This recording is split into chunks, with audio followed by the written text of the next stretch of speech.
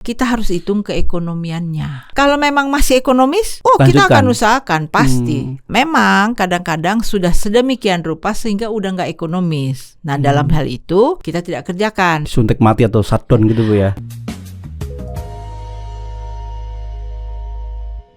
Saya Mariolene Wayong, tapi mungkin karena namanya agak susah, jadi banyak teman manggil saya Meti Wayong. Saya adalah Executive Director dari Indonesian Petroleum Association, yaitu asosiasi dari para pelaku bisnis oil and gas yang upstream tapi ya. Adapun IPA ini perannya adalah untuk dua hal sih. Satu untuk sharing knowledge di bidang minyak dan gas, dan yang kedua adalah untuk memfasilitasi diskusi antara industri migas upstream ini dengan para stakeholder. Memang saat ini industri migas itu termasuk yang masih besar ya, dan untuk ini penting karena kita harus tetap menjaga kebutuhan energi Indonesia. Tetapi saya percaya bahwa pemerintah juga saat ini kan sedang mengembangkan renewable-nya. Ya, jadi jangan kita mengatakan cuma bergantung pada migas, tidak. Pemerintah sedang mengusahakan dan industri ini ikut mendukung. Kalau saya bekerja itu bukan untuk dihargai 2 kali atau 3 kali atau 1 kali. Saya pokoknya bekerja sebaik saya mungkin. Nah, saya percaya dengan itu maka hasilnya akan baik. Ya, dan orang tentu akan bisa melihat. Tapi yang terutama adalah jangan cari untuk dihargai dulu, tapi lakukan yang terbaik untuk job yang kita pegang. Hari ini kita kedatangan salah satu legenda yang masih aktif hingga sampai sekarang di industri hulu migas Indonesia, Ibu Marjolene Wayong, atau kita panggil sebagai Bu Meti. Beliau ini lahir Juni 1955. Besar di berbagai kota, pernah ada di Medan karena ayahnya adalah seorang pegawai Pertamina Bu ya. Pernah juga di Jayapura, Makassar. Lulus SMA-nya dari Raja Wali Makassar 74 Bu ya, tahun 74 ya. Kemudian masuk ke Teknik Perminyakan ITB dan lulus tahun 81. Nah, yang spesial dari beliau ini karirnya luar biasa panjang tapi konsisten di industri migas, mulai dari petroleum engineer di Geoservice, kemudian naik jadi manajer komersial di Argo, lanjut lagi di BP Bu ya, British Petroleum ya, kemudian puncaknya menjadi presiden dan juga general manager di Santos Indonesia. Santos ini adalah perusahaan asing dan Bu Meti dari Australia, dan Bu Meti adalah perempuan pertama yang bahkan warga negara Indonesia yang menjabat pimpinan di Santos ya Bu ya. Nah, sejak 2015 sampai sekarang beliau menjabat sebagai Executive Director Indonesian Petroleum Association atau IPA. Nah, beliau ini yang selama ini menyambungkan antara pengambil kebijakan pemerintah misalnya dengan stakeholder di industri hulu migas. Selamat datang Bu Meti di Nartama. Terima kasih sudah berkenan hadir. Terima kasih juga untuk kesempatannya. Ya, Bu Meti, kenapa waktu itu Bu Meti tahun 74-an ya memilih satu jurusan yang sangat spesifik dan itu biasanya identik dengan laki-laki? Teknik perminyakan, ITB pula. Seperti tadi udah dikatakan, karena kebetulan orang tua saya bekerja di Pertamina, tapi memang downstreamnya. Jadi memang minyak itu bukan hal yang baru untuk saya, ya.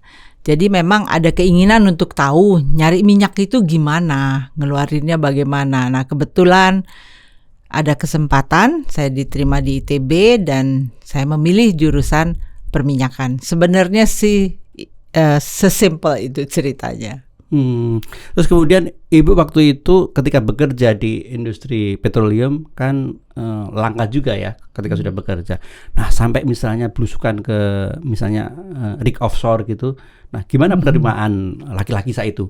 Ini ada engineering soal seorang perempuan gitu. Ya pasti pada masa saya, bukan masa sekarang ya. Pada masa saya itu mungkin memang belum banyak, kalau sekarang sih udah biasa ya.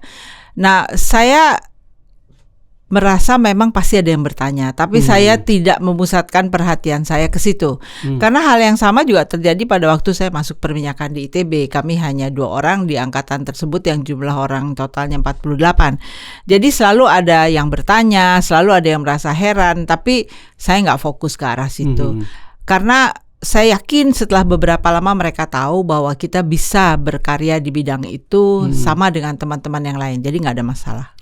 Sampai sekarang kan Ibu masih memimpin industri migas ini ya. Nah, ketika bertemu banyak pejabat, bertemu dengan perusahaan-perusahaan lain, investor juga gitu ya. Nah, di sana kan memang mayoritas masih laki-laki. Nah, bagaimana Ibu bisa mempertahankan otoritas kepemimpinan di dunia migas ini, Bu? Selama kita mengerjakan pekerjaan kita dengan profesional, intinya itu, kerjakan pekerjaan kita dengan profesional, nggak ada masalah. Jadi kita bisa berbicara sama laki dengan perempuan ya, nggak ada masalah menurut saya. Pokoknya be profesional aja. Mungkin pada awalnya yang bisa menjadi hambatan adalah kalau kita ke lapangan. Karena di lapangan itu jarang ya perempuan ya. Tetapi saya lihat setelah beberapa lama mereka melihat bahwa kita cukup profesional, kita cukup menguasai bidang kita, juga nggak ada masalah kok. Gimana? Mungkin ada tips untuk bisa tetap dapat ini ya, berperan dan mempengaruhi kebijakan di industri hulu migas ini, Bu. Sebagai seorang perempuan, adakah halangan gender gitu misalnya? Dan tips untuk mengatasi itu apa? Saya nggak pernah merasa saya laki atau perempuan ya. Oh iya. Kalau saya mikir mungkin jadi ada masalah ya. Enggak tuh. Oke. Makanya saya waktu pertama kali ikut suatu tanya jawab seperti ini, terus ada yang nanya, kok bisa gitu sebagai perempuan? Saya nggak tahu jawabannya. Tapi kemudian dari ketidaktahuan tuh saya tahu jawabannya ada di situ karena saya nggak pernah mikir ke arah laki atau perempuan. Jadi apa yang diminta oleh suatu job description, ya itu yang saya lakukan. Oke. Nah, Ibu kan bertransformasi ya dari Presiden Santos gitu, kemudian mengelola APA yang anggotanya para industri-industri di hulu migas ini. Nah, bagaimana perubahan itu? Adakah misalnya strategi yang mungkin berbeda ketika memimpin sebuah perusahaan, sekarang memimpin sebuah asosiasi? Nah, perbedaannya begini. Kalau pada waktu di lapangan memang kita bukan di lapangan, di perusahaan di K3S-nya kita fokus kepada masalah-masalah yang dihadapi oleh K3S tersebut. Dan kita lebih banyak kepada pemakai dari peraturan-peraturan yang ada. Sedangkan kalau pada waktu saya sudah bekerja di asosiasi ini, maka saya harus meluaskan pandangan kepada apa masalah di industri ini secara menyeluruh, bukan hanya 1 atau 2 company, atau apa masalah yang kira-kira akan dihadapi industri ini, karena industri ini harus selalu siap ke depan. Jadi bukannya ketinggalan. Jadi pandangan mata kami para board segala itu adalah untuk melihat risiko apa di beberapa tahun ini. Jadi bukan hanya risiko saat ini ya, tapi juga yang ke depan. Lalu kita bicarakan ke pemerintah. Karena di industri sini ada bagian pemerintah, ada bagian investor, dan ini harus bertemu. Kedua keinginan, harapan ini harus bertemu. Nah, disitulah fungsi yang saya harus lakukan. Itu perbedaannya dengan pada waktu saya hanya bekerja di satu perusahaan. Oke, Ibu kan menyaksikan naik turun industri hulu migas nih, Bu ya. Mulai yang dulu betul-betul menjadi andalan, sampai sekarang pun masih jadi andalan sih, menjadi backbone. Tapi Ibu kan lihat pasang surutnya.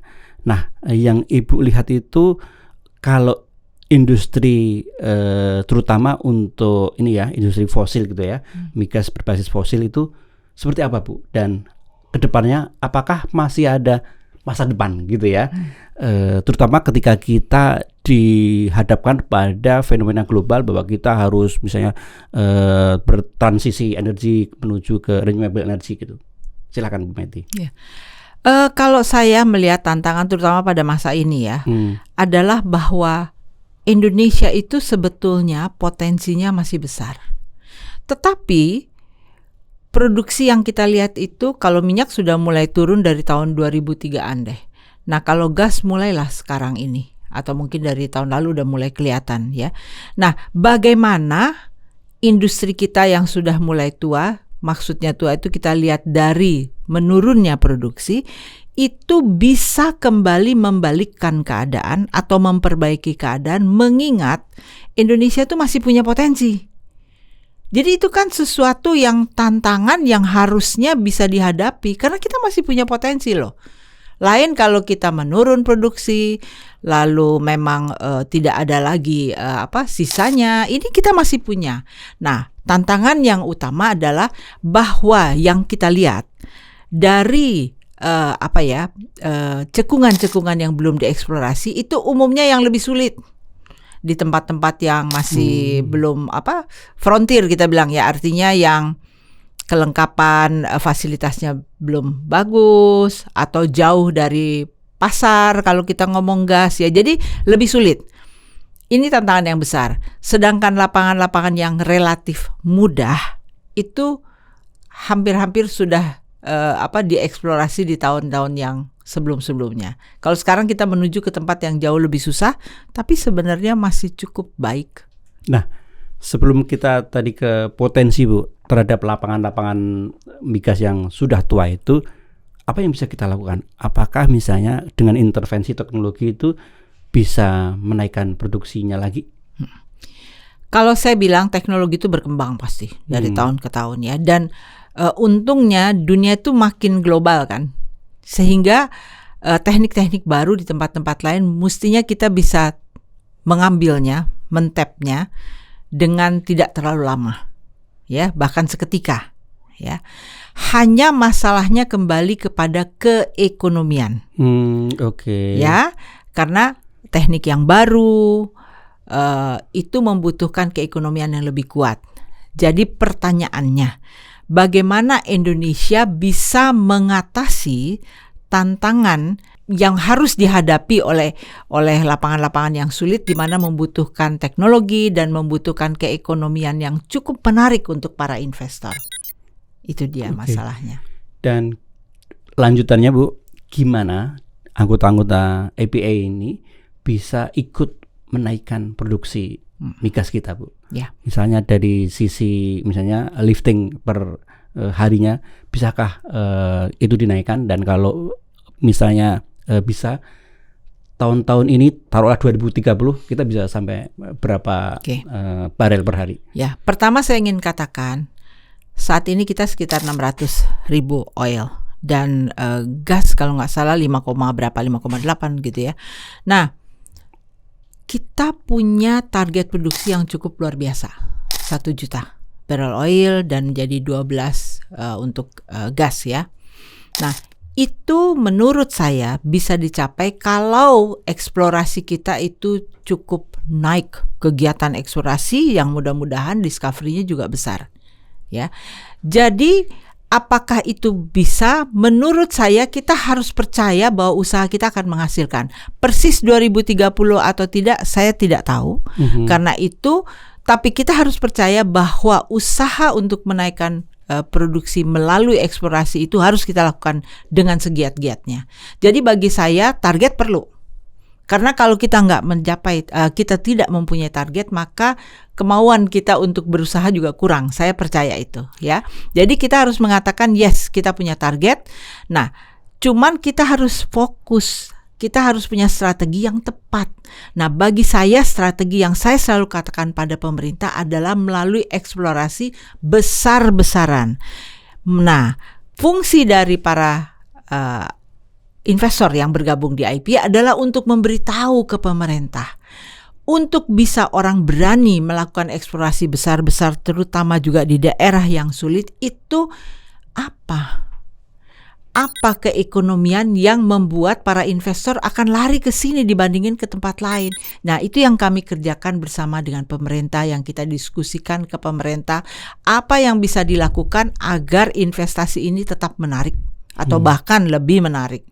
Apa mungkin bentuk koordinasi atau mungkin intervensi strategis gitu ya, yang bisa dilakukan asosiasi, entah IPA atau asosiasi lain itu, biar itu bisa ikut menentukan arah kebijakan migas tadi, terutama untuk keberanian atau untuk menata biar eksplorasi itu menarik bagi investor baik itu dalam negeri maupun investor asing, Bu? Ya, sebenarnya berbagai usaha sih kami lakukan. Ya, misalnya kita bicara dengan DPR melalui keinginan untuk memperbaiki Undang-Undang Migas, kita bicara dengan pemerintah, ISDM, SKK Migas maupun Migas secara berkala, ya. Tetapi saat ini IPA sedang memulai suatu studi untuk menjawab tadi pertanyaan Mas tadi, yang di mana IPA akan melakukan benchmarking perbandingan dengan negara-negara yang berhasil menaikkan produksinya. Kami baru akan memulai, sedang menggandeng mitra kerja kami ya untuk bisa memperlihatkan cara-cara yang dipakai di dunia lain yang mudah-mudahan bisa membantu pemikiran-pemikiran kita di Indonesia.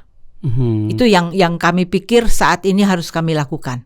Kalau dari sisi point of view investor-investor yang biasa berhubungan dengan IPA itu, Bu, sebenarnya mereka akan tertarik dengan eksplorasi ini, apa prasyarat yang mereka inginkan?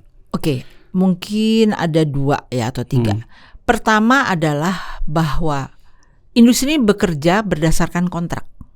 Dengan pemerintah. Jadi bukan license tapi kontrak. Nah, kalau kontrak itu kan ada perjanjiannya ya. Baik dari segi teknis maupun dari segi keekonomian gitu ya. Nah, yang kita harapkan adalah bahwa apa yang diperjanjikan di kontrak itu ditaati. Karena ini jangka panjang loh, 30 tahun bahkan bisa menjadi 50 tahun. Ya, katakanlah 30 tahun. Jadi apa yang hari ini ada, kita maunya tuh bisa ditaati oleh kedua belah pihak sampai 30 tahun. Apakah berarti kontrak nggak boleh dirubah? Boleh, tapi atas persetujuan kedua belah pihak. Nah, itu satu ya, supaya ada kepercayaan bahwa kalau saya bikin bisnis dan kontrak di Indonesia, saya akan dapat apa yang saya perkirakan di awal dari segi perjanjian. Itu satu. Kedua, kita juga mau melihat bagaimana keekonomian yang ditawarkan oleh negara ini cukup kompetitif dibandingkan dengan yang ditawarkan oleh negara lain. Itu dari segi fiskalnya, ya. Pun dari segi jenis-jenis kontrak.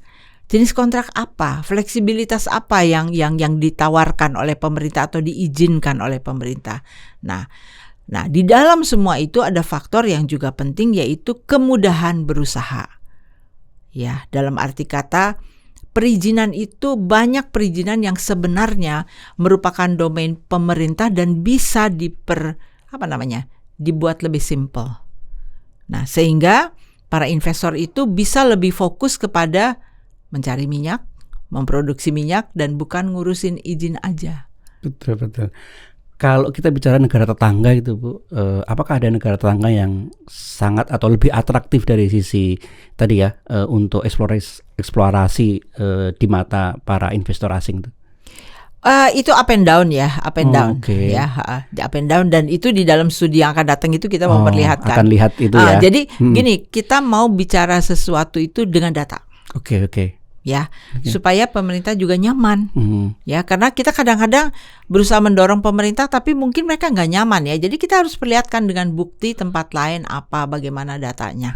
Tapi IPA pasti setuju, Bu, ya, bahwa memang eksplorasi itu nggak bisa ditunda besok atau tahun depan atau dekade tahun depan. Kita tahu bahwa eksplorasi itu tidaklah hal yang saya lakukan sekarang, maka tahun depan sudah ada hasil keluar minyak. Tidak.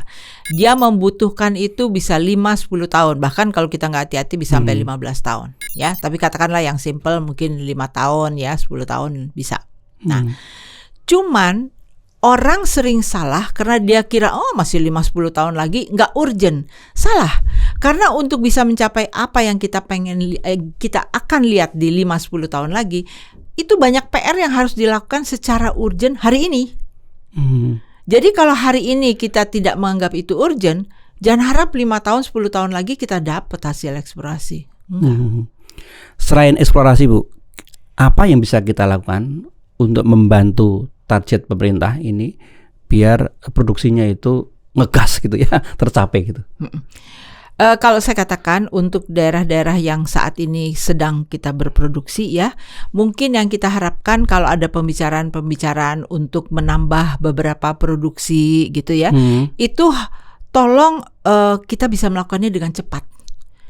kadang-kadang pengambilan keputusan itu membutuhkan waktu yang tidak mudah. Maksudnya sih baik, supaya ada kehati-hatian mereview kalau ada permintaan insentif, kalau ada izin-izin tertentu. Jadi maksudnya baik ya, tapi kadang-kadang kehati-hatian itu membuat lama kalau menurut saya. Dan satu lagi,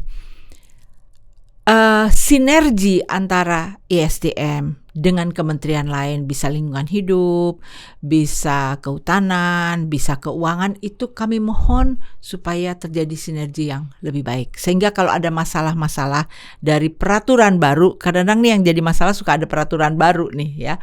Nah, itu mestinya tempat kami bernaung yaitu ISDM bisa cepat menjembataninya kepada kementerian lain. Ya. Bu, kalau minyak kan memang kita harus impor gitu ya Bu ya. Nah, bagaimana kondisi dengan gas ini Bu?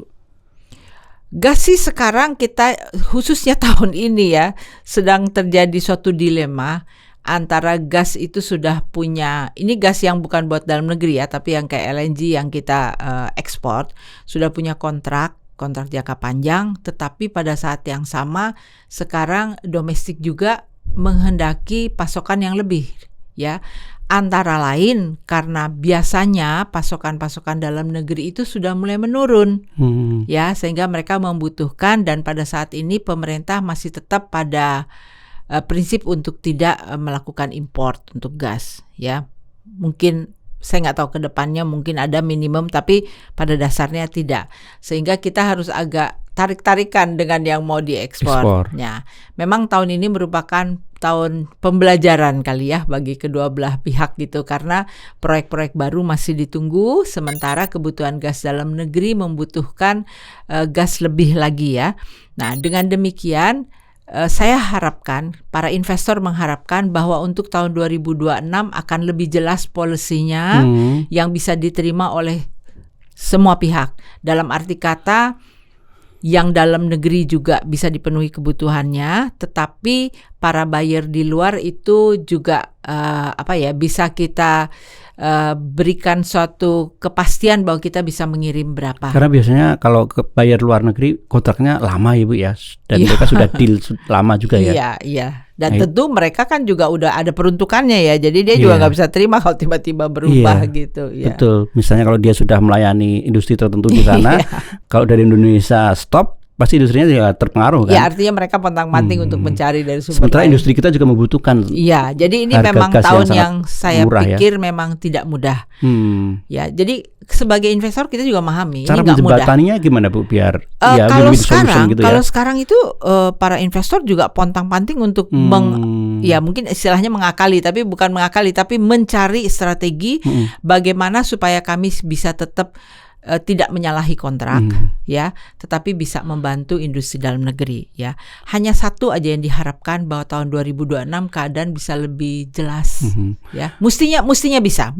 Cuman tentu saya nggak bisa mengemukakan apa ya pemerintah yang mesti mengemukakan, tapi saya kira para teman-teman dari SKK Migas maupun Migas juga sekarang sudah lebih jelas ya, sehingga mereka dalam waktu dekat bisa memberitahu para investor, bahkan sebagian sudah diberitahu kayaknya 2026 itu tidak ada kejutan lagi, tapi lebih kepada kejelasan. Bu, kalau dilihat dari kepentingan geopolitik dunia gitu ya, peta untuk industri gas kita versus oil kita, mana yang lebih strategis dan kita punya daya tawar yang lebih kuat di konteks geopolitik dunia? Jadi gini, gas kita tahu pada masa transisi ini ya sangat dibutuhkan ya. Sangat dibutuhkan karena dia itu jauh lebih bersih daripada batu bara misalnya ya. Dan beruntungnya Indonesia tuh beruntung loh. Pada masa di mana gas itu lebih dianggap baik sebagai energi, kita punya remaining potensi kita itu memang lebih gas. Untung kan? Nah, jadi menurut saya gas kita itu akan sangat berperan pada masa transisi.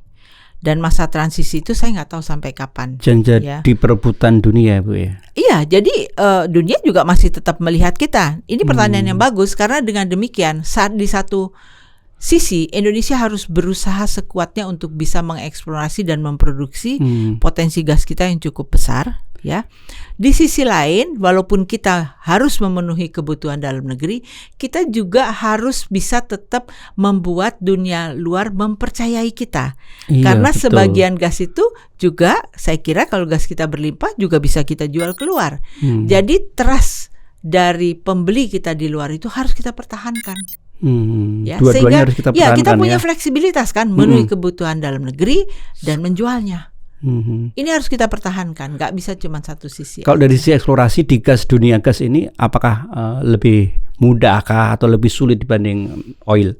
Gas itu unik karena dia tidak semudah seperti minyak untuk kita membawanya. Oh iya ya. Ya, jadi kita itu kalau mau eksplorasi gas tuh udah harus lihat dulu ini nanti mau dibawa kemana. Transportasinya pakai apa gitu ya? Transportasinya cukup ekonomis. Kalau kecil nggak ada pipa untuk bikin LNG mungkin keekonomiannya berat.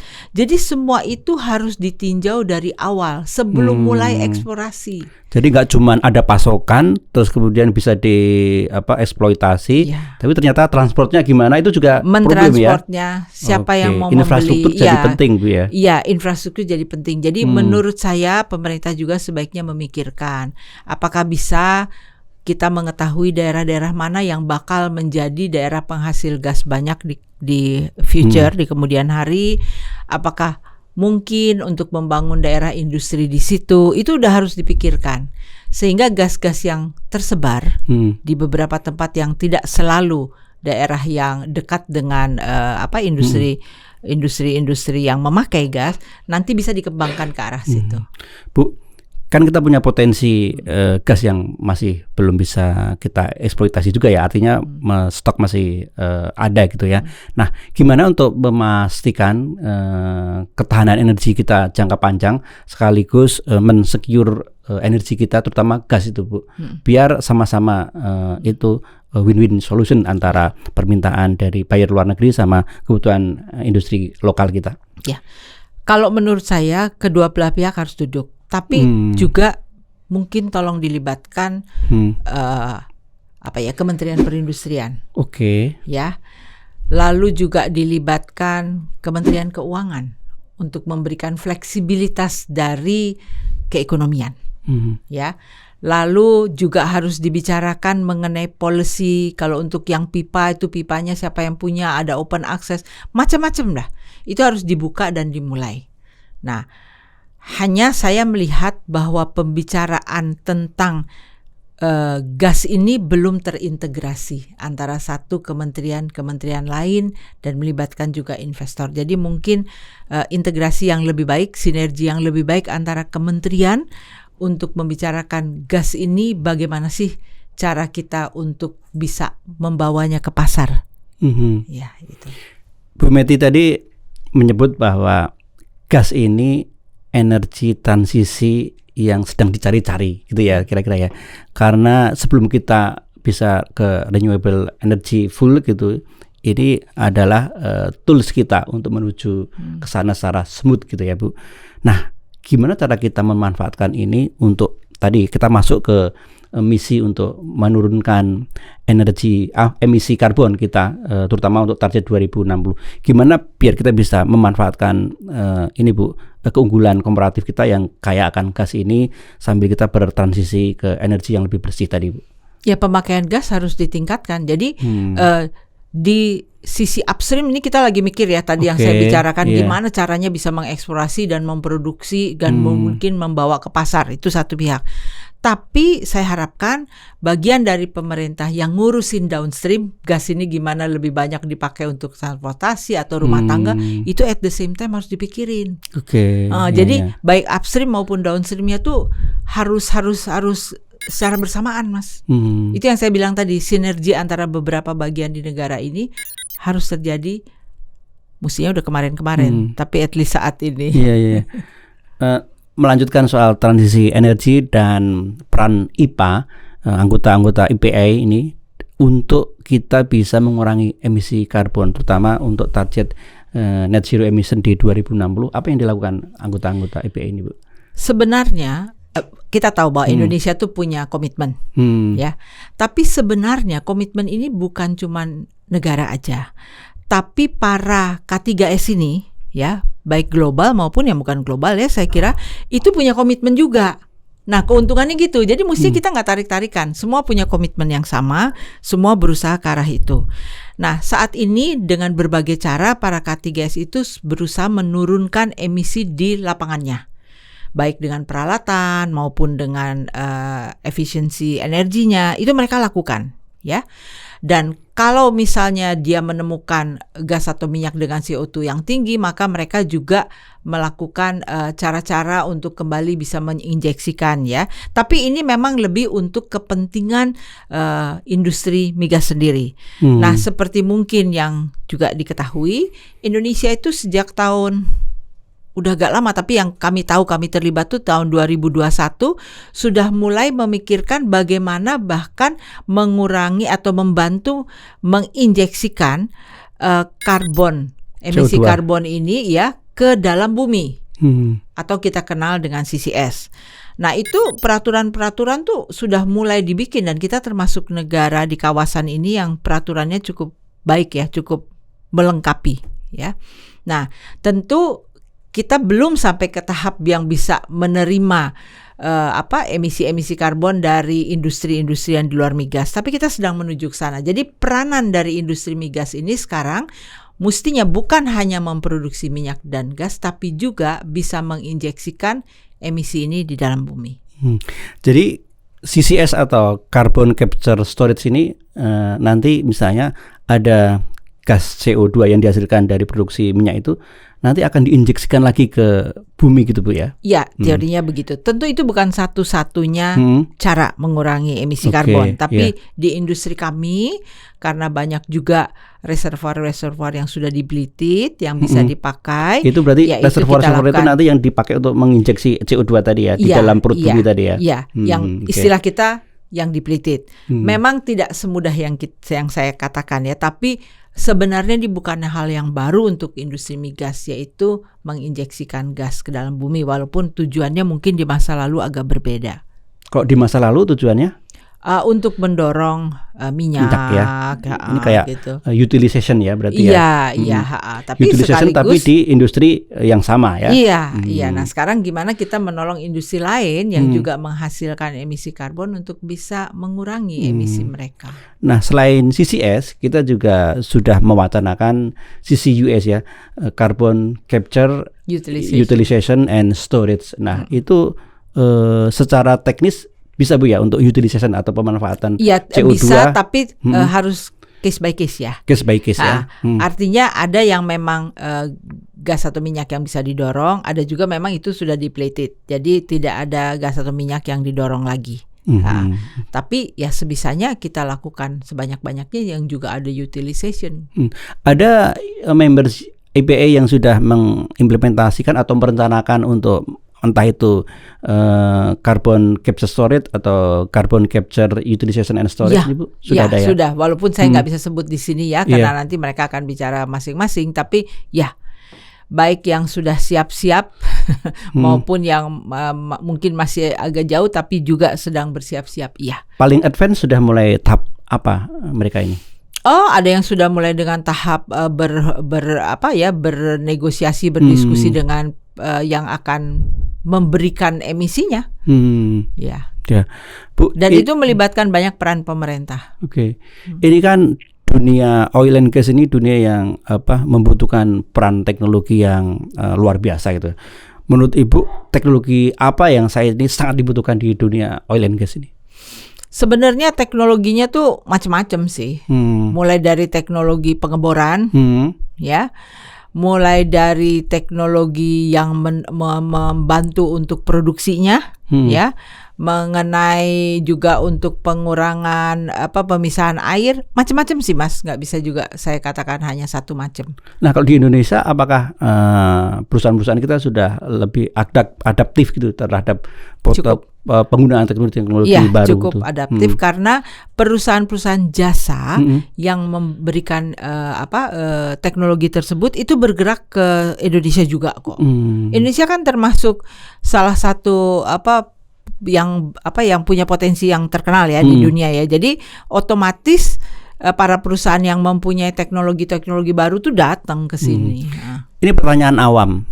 Kalau untuk kepentingan meningkatkan produksi oil and gas gitu ya, lebih baik mana antara kita maintenance dan memperbaiki sumur tua gitu atau lapangan yang sudah tua gitu, dengan kita membuat sumur atau lapangan yang baru? Tergantung daerahnya. Okay. Kalau daerah itu masih punya potensi untuk eksplorasi, kalau bagi saya ya sebagai petroleum engineer jelas eksplorasi karena hasilnya besar ya. Tapi kalau dia memang nggak punya potensi eksplorasi ya harus memaintain lapangannya. Tapi gini ya, saya dulu pernah bekerja sebagai production engineer, ngurusin sumur. Oke. Semua sumur saya tuh saya urusin seperti anak saya. Oh. Jadi maksudnya nggak ada yang ini udah tua, nggak ada. Diabaikan gitu nggak ya Bu ya? Tetapi memang kita harus hitung keekonomiannya. Oke. Ya, jadi misalnya kalau ada sumur-sumur yang membutuhkan pekerjaan besar, teknik-teknik baru untuk bisa mengeluarkan sisa-sisanya. Ini kita ngomong yang udah tua ya. Ya kita hitung keekonomiannya. Kalau memang masih ekonomis, kita akan usahakan pasti. Kasarnya kita nggak mau ada yang ketinggalan. Nah, memang kadang-kadang sudah sedemikian rupa sehingga udah nggak ekonomis. Nah, dalam hal itu kita tidak kerjakan. Disuntik mati atau shutdown gitu Bu ya? Kadang-kadang kita diamin dulu, kita cari dulu teknologi yang lebih murah gitu ya. Tapi memang ada yang kemudian kita sudah tutup, terutama karena kalau daerah itu udah mau ditinggalkan. Kan kita harus menutup suatu daerah dengan aman dong, ya kan? Jangan sampai nanti ada orang datang ke situ terjadi hal yang tidak aman. Tapi pada dasarnya kita akan mengusahakan supaya semuanya itu bisa tetap berproduksi. Sekali lagi, pertanyaannya apakah ekonomis atau tidak. Oke. Jadi misalnya kalau kita mau mengelola atau istilahnya akan memproduksi, meningkatkan produksi di sumur-sumur tua, itu tetap harus ada semacam assessment tadi Bu ya. Ini nilai ekonominya dapat apa enggak? Ya. Kalau enggak ya daripada melanjutkan sesuatu yang nilai ekonominya enggak dapat, mending berpindah atau eksplorasi gitu Bu ya. Dan cara itu bisa macam-macam. Bisa tetap dengan mengusahakan dari sumur yang tua itu. Oke. Atau mungkin lebih murah kalau kita ngebor sebelahnya. Oh. Sehingga nggak ngurusin yang tua yang sulit banget untuk kita ngebor aja sebelahnya. Jadi berbagai cara. Tapi yang seperti saya bilang sebagai petroleum engineer, saya sih akan mencoba melihat semua. Tapi at the end of the day ini bisnis. Jadi keekonomian itu juga menjadi hal yang penting. Bu, untuk kepentingan eksplorasi, terus kemudian adopsi teknologi baru, ngebor sumur yang baru, secara SDM lulusan di Indonesia ini seperti apa petanya dibanding lulusan luar negeri? Saya nggak tahu kalau bandingkan dengan luar negeri. Cuman yang saya tahu, waktu saya dulu baru kerja itu banyak sekali orang dari luar, ekspat. Kalau sekarang udah kebanyakan orang kita, Mas. Oh, berarti ada ini karena kan kita umpamanya kita tamatan sini kan kita juga di-upgrade terus. Perusahaan selalu memberikan kepada kita tambahan pengetahuan ya. Sambil kerja tuh sebetulnya orang belajar terus. Oke. Nah, kan sekarang mulai berubah Bu ya pandangan terhadap jurusan misalnya perminyakan ITB gitu ya, misalnya yang Ibu dari alumni dari sana. Sudah mulai banyak perempuan-perempuan di bidang ini. Mungkin Ibu bisa punya pesan atau nasihat untuk orang-orang yang tidak punya keberanian, terutama perempuan ya. Apanya memang tidak punya keberanian ke situ. Padahal dia punya minat karena menganggap, banyak cowok-cowoknya gitu. Kalau bagi saya, kalau kita suka pada suatu pekerjaan dan mau mengembangkan pengetahuan kita di bidang itu, jangan terlalu dipikirkan. Karena walaupun memang ini kebanyakan laki-laki, tapi kita tidak harus kok melakukan pekerjaan fisik yang kita nggak mampu. Semua ada cara dan peralatannya, ya. Jadi jangan terlalu dipikirkan apa beda laki-laki dan perempuan. Kalau bagi saya, selama kita suka melakukan pekerjaan itu, job desk-nya jelas, ya kerjakan aja. Tanpa memandang saya laki-laki atau perempuan. Saya selalu bilang pada diri saya sendiri, seandainya saya ini laki, ya aku cara kerjanya gini juga, sama aja, gak ada bedanya. Ini betul-betul mindset Bu ya untuk bisa tumbuh berkembang atau enggak gitu ya. Iya. Nah Ibu, di industri ini ternyata sekarang makin banyak requirement yang ini ya harus connect gitu ya. Misalnya harus connect dengan tadi upaya-upaya menekan emisi karbon atau dekarbonisasi, terus connect dengan sustainability, connect dengan ESG.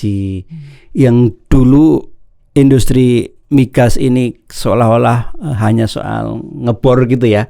Ternyata ini dimensinya menjadi luas. Nah, sekarang ini gimana EPA memandang ini Bu ya, tambahan-tambahan tadi. Apakah itu beban atau apakah ini bisa selaras gitu, karena banyak orang yang beranggapan kalau industri, semua industri lah dibebani dengan hal yang harus connect dengan sustainability, ESG dan sebagainya, itu nambah cost. Nah, di member IPA sendiri seperti apa anggapannya? Saya kira sebagian besar ya dari member IPA itu sudah punya mindset yang ke arah itu kok, nggak ada masalah. Nah, mungkin saya tidak tahu kalau di universitas sekarang apakah sudah lebih dibukakan pikiran tentang hal-hal itu. Mudah-mudahan sudah. Kalau sudah belum, mulai banyak jurusan ke situ Bu. Iya, walaupun misalnya dia sekolahnya di perminyakan, mudah-mudahan hal-hal yang tadi Mas sebutkan itu juga menjadi pemikiran, sehingga di awal masuk itu tidak cuma memikirkan bagaimana saya memproduksikan minyak, tapi memproduksikan minyak dengan pemikiran yang luas, yang baik, yang untuk sustainability itu. Ya, itu aja yang saya bilang. Dan memang kita sekarang harus lebih mengerti bahwa kita ngomongnya tuh bukan oil and gas saja, tapi energi secara keseluruhan.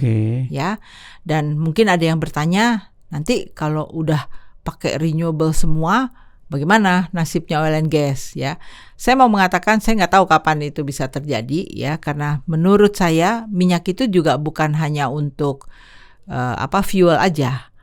Minyak dan gas itu juga diperlukan untuk feedstock, petrokimia ya. Pupuk.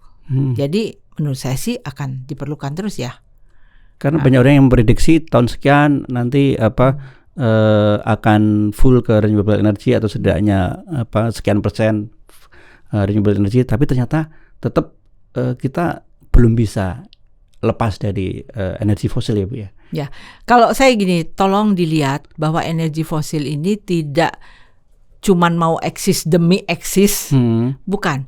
Tapi kita punya tugas untuk ngejagain agar sebelum renewable itu bisa cukup untuk kebutuhan, Indonesia yang akan naik, economic growth-nya ada ini, yang membutuhkan energi lebih ini, harus bisa kita penuhi energinya dari yang selama ini udah produksi, antara lain oil dan gas, ya, harus bisa kita penuhin. Jadi kita ini yang menjaga jangan sampai peralihan itu kita buat tiba-tiba, kita belum siap pada peralihan, minyak dan gas sudah nggak ada. Jangan. Kita punya tugas mulia supaya membuat kebutuhan energi Indonesia itu tersedia, dan kita punya potensi. Itu yang kita harus ingat. Oke, Ibu, terkait dengan internal target lifting mungkin ada juga ya di member EPA.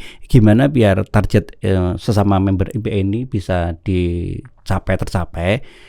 Gimana cara handle berbagai hambatan biar itu tetap bisa membantu pemerintah untuk menaikkan produksi itu Bu? Ya, tadi saya udah bilang eksplorasi. Ya, tapi seperti saya bilang, eksplorasi itu memang bukan hari ini kita lakukan, tahun depan saya bisa memproduksinya ya, nggak kayak artinya gitu. 2030 pun belum bisa kita jamin Ibu ya. Ya, tapi pada saat yang sekarang kita bisa lakukan, kita udah punya proyek-proyek yang sudah sedang berjalan ya. Nah, itu kalau bisa dipercepat. Jadi hambatan apa gitu, lalu terus terang saya sih berpikir bahwa kementerian kita tuh punya tugas yang luar biasa untuk menjembatani dengan kementerian lain dalam soal perizinan misalnya, ya. Tolong dibuat lebih cepat.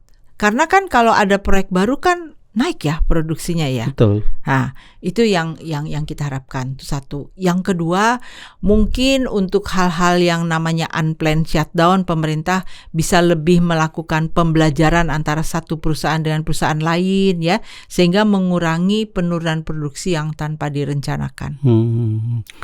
Bu, kita kan nggak cuman bagaimana mengupayakan ketahanan energi, tapi juga mengutamakan keamanan energi di masa depan. Nah, untuk biar aman gitu, mungkin bisa Ibu kasih pandangan gimana cara mengamankan pasokan energi kita untuk 5 tahun, 10 tahun yang akan datang, selain tadi eksplorasi tadi ya.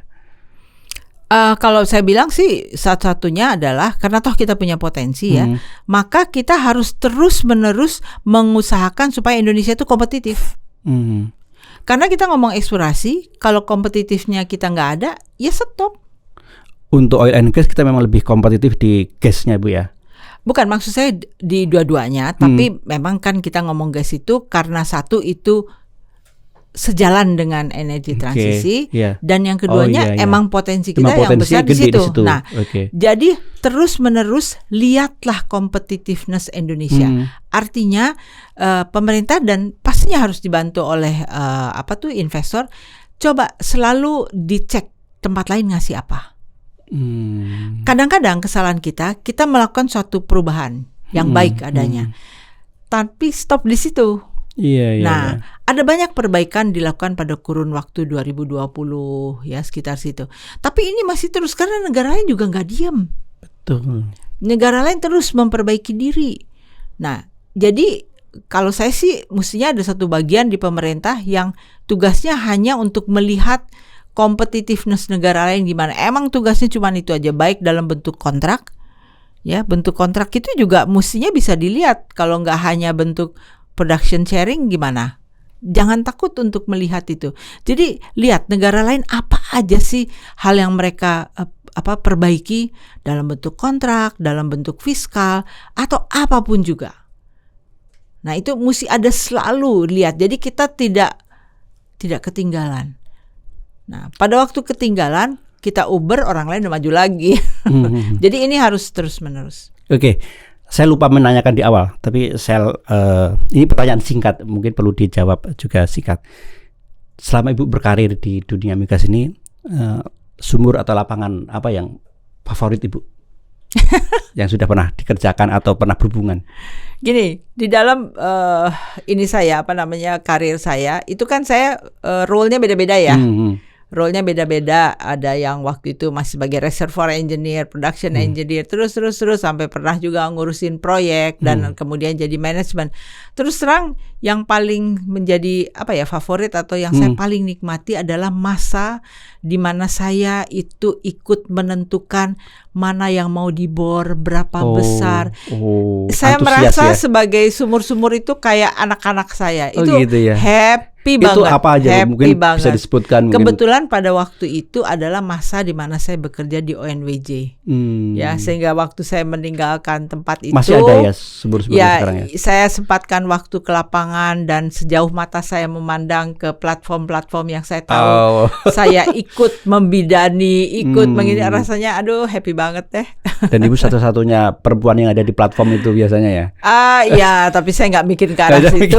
Lebih kepada itu ada sumur, ada platform ini gitu. Jadi itu yang membahagiakan gitu.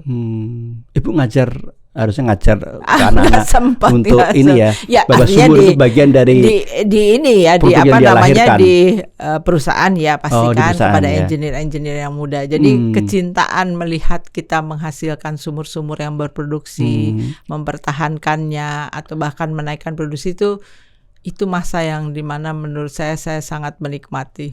Kayaknya ini memang kekuatan yang tidak akan atau susah dimiliki laki-laki ya, engineering laki-laki ya. Merasa sumur-sumur atau lapangan-lapangan yang dilahirkan itu adalah bagian dari ini ya, yang dia kasih makan sejak kecil sejak anak gitu ya, bahkan sampai anak gitu ya. Ini menarik sih Bu, karena ini ternyata kekuatan feminin di dunia migas ini kalau diterapkan gitu ya, itu kita bisa memandang berbeda aset atau sumber daya alam yang kekayaan yang kita miliki ya Bu ya. Sehingga sumur-sumur yang kita anggap diabaikan itu tidak akan terjadi lagi Bu ya.